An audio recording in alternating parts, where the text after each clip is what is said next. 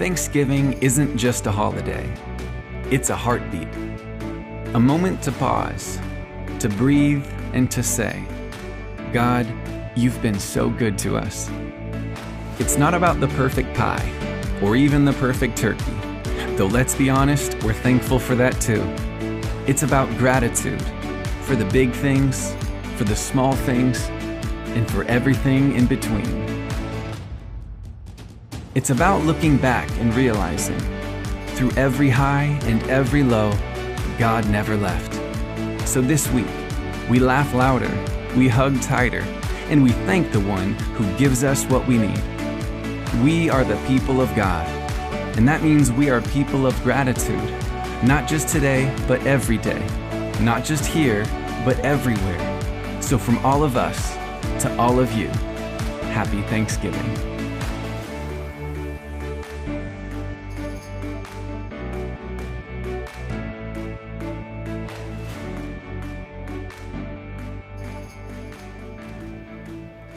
So it is officially November, which is awesome. That means that one of my favorite holidays, if not my favorite holiday, is coming, and that is Thanksgiving. There are a few reasons that I absolutely love Thanksgiving. One is that it falls in my favorite time of year during the fall, when the weather is getting more crisp and everything is these beautiful colors of reds and oranges and yellows, and it's just absolutely gorgeous. Another reason that I absolutely love Thanksgiving is that it signifies the start of the Christmas season, which in our house has already started, let's be honest, but it signifies officially the start of the Christmas season and all the anticipation of what Christmas means for us, and just getting to live out that season. And another reason that I love Thanksgiving, and this is really something that even as a child, I was like, I absolutely love this about Thanksgiving. Thanksgiving is one of those holidays where a family comes together just to share a meal together. Like, there's no finish a meal so that you can get to gifts. There's no anything else that you have to get the meal done to move on to something that is bigger and better. You are just there to share a meal together. And let's be honest, a Thanksgiving meal is incredible. Like, there are other holidays that have good meals associated with them, but a Thanksgiving meal is in a league all of its own. When we think about preparation for the Thanksgiving meal, a lot of times we think about the few days before, maybe the couple weeks before, when you start to make a menu and you go to the grocery store and you get all your stuff and you go into the kitchen and you start to prepare all of the different courses for the Thanksgiving dinner. But in reality, preparation for a Thanksgiving dinner starts long before, a couple weeks before Thanksgiving, in the beginning of November. At our house, we, as many of you know, raise our own birds. We raise chickens and turkeys, and so we raise our own Thanksgiving turkeys. And so when we think about Thanksgiving turkey, it starts all the way in February when poults, or baby turkeys, or as we like to call them, turklets, hatch out of their eggs. And that starts the preparation for Thanksgiving. And then somewhere along April, May, June, July, seeds are planted in the ground that will become your mashed potatoes and your sweet potatoes and your pumpkin pie and the flour that will make up your noodles and your green beans for your green bean casserole. All of this starts early in the spring, way before we even start to think about Thanksgiving. And then all through summer, plants are tended to, and they're watched to make sure that there's no disease, make sure the fruit is coming on okay, making sure that they're getting watered, that the weeds are getting pulled. The turkeys are making sure there's no disease, but turkeys tend to get really overheated in the summer. And so you have to make sure that you are keeping an eye on them, making sure they're not getting overheated, they have plenty of water. And then it comes to harvest time. And at that point, birds and fruit and vegetables are all harvested and stored so that they can make their way to the grocery store, so that they can make their way to the shelves, so that you can make them go to the grocery store and you can get what you need, and it can make your way to your kitchen so that you can have Thanksgiving. And here's what I've realized this week as I've thought about the preparation for Thanksgiving and how it started so long ago, is that Thanksgiving and being thankful is a journey. It's not something we stop and do once a year, and you guys know this, and I was just reminded of this this week, but it's not something that we stop and do once a year, but Thanksgiving is actually a journey that we live our lives through. In the good times and in the difficult times and in the celebrations and in the defeats. And so this month, we are going to look at the preparation for the Thanksgiving meal, and we're going to use that as a template for how we live out Thanksgiving in our own lives. So today, we're going all the way back to like February, April, May, where turkeys are hatching, where seeds are being planted, where fruit trees and bushes are being pruned, and we are going to use that as our template for today. Because it's important that we have gratitude and thankfulness now as we look forward to the future. We can have gratitude now while we wait for the future to come our direction. Now, if you're anything like me, the future can be a really exciting thing. I remember when I sat in your guys' shoes. I remember going to youth group, at my youth group, as a middle schooler, and I was someone that was a pretty awkward, pretty nervous student.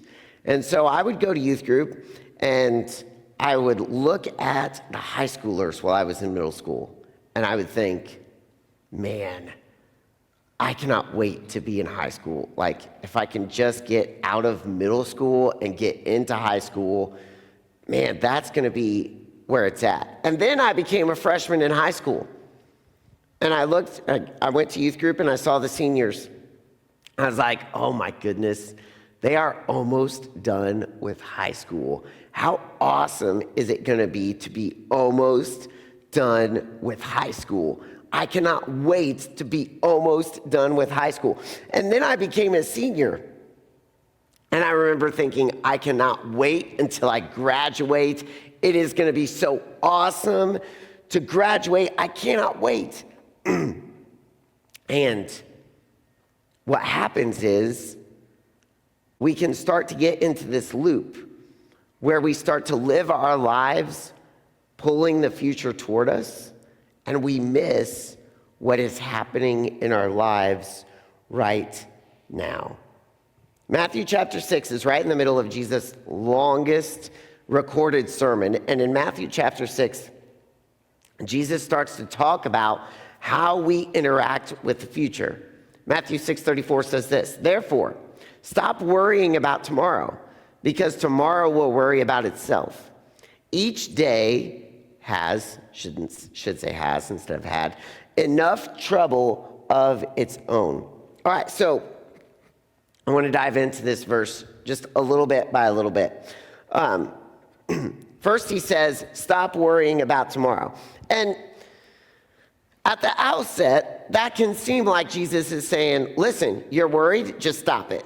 And for anybody like myself who is a worrier or has anxiety or is anxious, saying stop it just doesn't work. And so when I read this, I'm wondering in my own head, and I'm thinking, is this the way they translated this into English? Is this really what Jesus meant? Like, just stop it. And so I did a little digging, and I don't usually go this deep with you guys, but I think this is important because I want to help you understand what Jesus is saying here. First, I want to point out two things Jesus is not saying, okay? First of all, Jesus is not saying that you should not plan for your future. Jesus is not saying, listen, don't worry about your future. It's all under control. Just live your life now. You don't need to make plans. You don't need to make preparations. He's not saying that. Second thing Jesus is not saying that it's wrong to be anxious or fearful or worried or excited about things in your future. What this word worry actually means in the original language, and I'll do this really quick, is this. It means to be divided. What Jesus is really saying here is, listen, your future can be super exciting. It can be super scary. It can be unnerving, not knowing what's coming. And you can plan for that, and you can be nervous about that. But we have to be really careful that we don't become so obsessed with the future that we try to drag the future into our present. And we divide ourselves right here, right now, in the present, and we miss what's happening now because we are so concerned about the future. We have to make sure we're not dragging our future into our present. At the heart of Jesus saying, don't worry, he's not saying it's wrong to be nervous or excited or anxious. He's saying, don't become so obsessed with the future, and we'll talk about how to not do that in a minute, that you drag your future into your present and you divide yourself and you miss out on what God is doing in your life right now. And then Jesus says, stop worrying about tomorrow because tomorrow will worry about itself. Here's what's incredible, is that right now, the life that you're living, you are planting seeds, just like they do in March and April and May and June, that will become your future Thanksgiving feast, the thing that you are super excited about. You are planting those seeds right now. And a lot of times what can happen is we get so excited or so nervous about what's coming down the pike that we don't realize that right now, while we're planting seeds for the future, we are also enjoying what we planted a long time ago. Or we are living, even if it's a difficult time, what we were nervous about a long time ago. And so we've got to be really careful. He says tomorrow's in the future. Someday it's going to be the present, but you don't need to worry about that. Live now and let the future remain the future until it's your present. Tomorrow will worry about itself. It has enough going on. And then he says each day has enough trouble of its own. And here's what I find amazing about this is that I don't know if you guys have ever experienced this, but I tend to get nervous and anxious, and I tend to worry about the future. And then when that future thing that I was so nervous about, so anxious about, I tried to plan and I tried to make sure everything was going to go straight and it was all going to work out, and I tried to work everything out in my mind. Like when that moment comes, I'm like, okay, I can handle this. I can handle this. And all of that worry and the stress and the planning and all the time I spent and energy I spent, I missed out on what was happening in my life right then. See, Jesus says here, each day has enough trouble of its own. Like, if we're honest, we can typically handle what we are facing right now, right in front of us. And when we're worried about the future, when we get there, we will probably typically be able to handle what is happening then as well. And so we can focus on what is going on in our lives right now. And so the big question is, how do we do that? At the core, Jesus is telling his disciples to live one day at a time.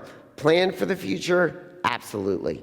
Absolutely. Be excited about the future? Absolutely. Be nervous or maybe even a little fearful about the future? That's okay. Absolutely, you can do that.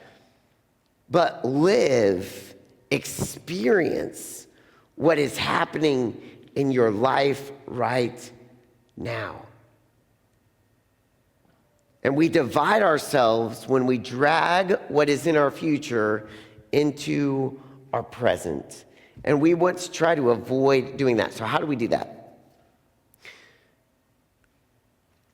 It may be as simple as saying, all right, CJ, future is going to happen, but experience the moment right now.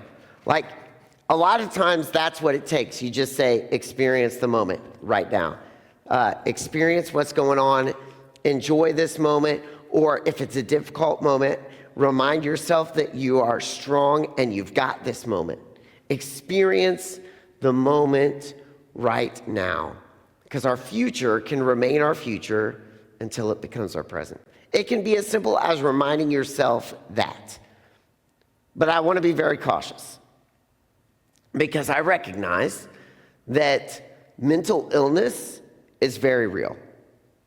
And if I'm honest with you guys, I have suffered and do suffer from some mental illness. And there are some times where the mental illness will not let you focus on right now. It will not let you function. That's happened to me. And if that is you, you can remind yourself all day long, but it's something that is deeper wired into your brain, like what was out on the Experiencing God's Creation table today. We talked about the brain. It's something deeper that needs more help than just you reminding yourself. And if that's you, I would encourage you to talk to your parents, talk to a trusted adult, and get some counseling, get some therapy. Maybe you need some medication. That's okay. But those professionals that help people day in and day out, God gave them that ability, and they can use that as kingdom work in your own life. And so I would encourage you, as you think about the future, like right now we are planting seeds, and our goal is to enjoy the planting process, enjoy the hatching process, enjoy where you're at right now. And sometimes that just means, man, I'm going to remind myself, I'm not going to drag my future in here. Sometimes that means, man, I'm going to have a hard conversation and say, I need a little bit more help than what I can do all on my own. And so I would encourage you this week, as a practical challenge, if it's just a reminder, by all means, remind yourself multiple times a day, hey, CJ, live in the moment.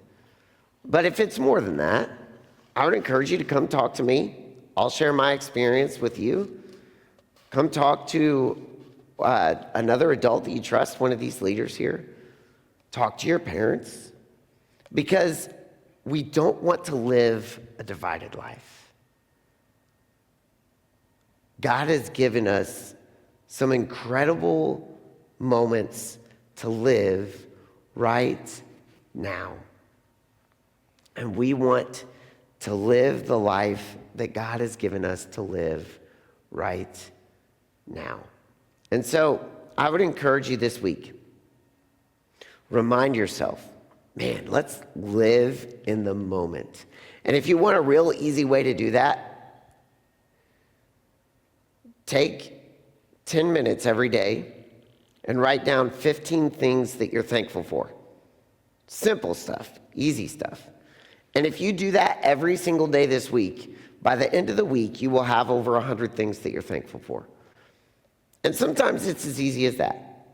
And so if that's you, remind yourself, man, live in the moment right now. Enjoy this moment right now. But if you need a little bit more, this week, talk to a trusted adult. And they or I can help you get the help that you need so that you can live a life that is not divided between your future and your present. Because right now you're planting seeds, but the Thanksgiving meal is coming. You're preparing for it. We don't need to drag anything that's happening in our future into our present. Let me pray for you guys. God, thank you so much for tonight.